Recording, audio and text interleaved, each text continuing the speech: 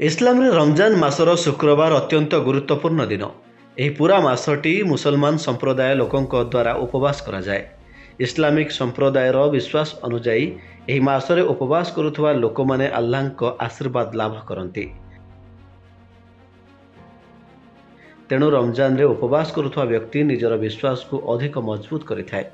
ସୂର୍ଯ୍ୟୋଦୟଠୁ ଆରମ୍ଭ କରି ସୂର୍ଯ୍ୟାସ୍ତ ପର୍ଯ୍ୟନ୍ତ ଖାଦ୍ୟଠାରୁ ଦୂରେଇ ରହିବା ଏବଂ ତ୍ୟାଗ କରିବା ହେଉଛି ଏହି ରମଜାନ ମାସର ମୂଳମନ୍ତ୍ର। ଦେଖନ୍ତୁ, ରମଜାନ ମାସକୁ ସବୁ ମୁସଲମାନ ଅପେକ୍ଷା କରିଥାନ୍ତି। ଖାଲି ଓଡ଼ିଶା ନାହିଁ, ପୃଥିବୀ ସାରା ରମଜାନ ହେଲା ମେନ୍ ଆଣ୍ଡ ପ୍ରାଇମ୍ ଫେଷ୍ଟିଭାଲ ମୁସଲମାନ ମାନଙ୍କର, ଯେଉଁଥିରେ କି ରମଜାନରେ ରୋଜା ରଖିକି ନିଜର ପାପକୁ ସବୁ ସଫା କରାଯାଏ। ଦେଖନ୍ତୁ, ଖାଲି ମୁସଲମାନ ନୁହେଁ, ଆପଣଙ୍କର ହିନ୍ଦୁ ଧର୍ମ ହଉ, ଖ୍ରୀଷ୍ଟିଆନ ଧର୍ମ ହଉ, ଜିଉ ଧର୍ମ ହଉ, ସବୁ ଧର୍ମରେ ରୋଜା ରଖିବାର ଅଛି ଆଜ୍ଞା, ଉପବାସ ଅଛି। କିଏ ରେଗୁଲାରଲି ମାସେ ରଖୁଛି, କିଏ ଛାଡ଼ି ଛାଡ଼ି ରଖୁଛି, ସବୁ ଧର୍ମରେ ଅଛି। ତେଣୁ ଅଲ୍ଟିମେଟଲି ଆପଣ ଦେଖିବେ, ଆପଣ ବି ଶିବରାତ୍ରି କରୁଛନ୍ତି, ବିଭିନ୍ନ ଓଷା କରୁଛନ୍ତି, ସମସ୍ତଙ୍କର ଅଛି।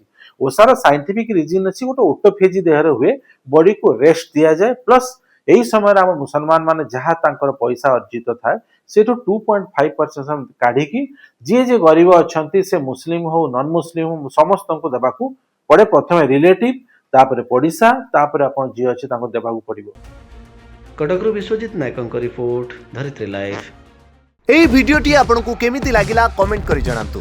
ଧରିତ୍ରୀ ଲାଇଭ୍ ର ୟୁଟ୍ୟୁବ ଏବଂ ଫେସବୁକ୍ ଚ୍ୟାନେଲକୁ ସବସ୍କ୍ରାଇब କରନ୍ତୁ। ଅଧିକ ଖବର ପାଇଁ ଲଗ୍ଇନ୍ କରନ୍ତୁ www.dharitri.com।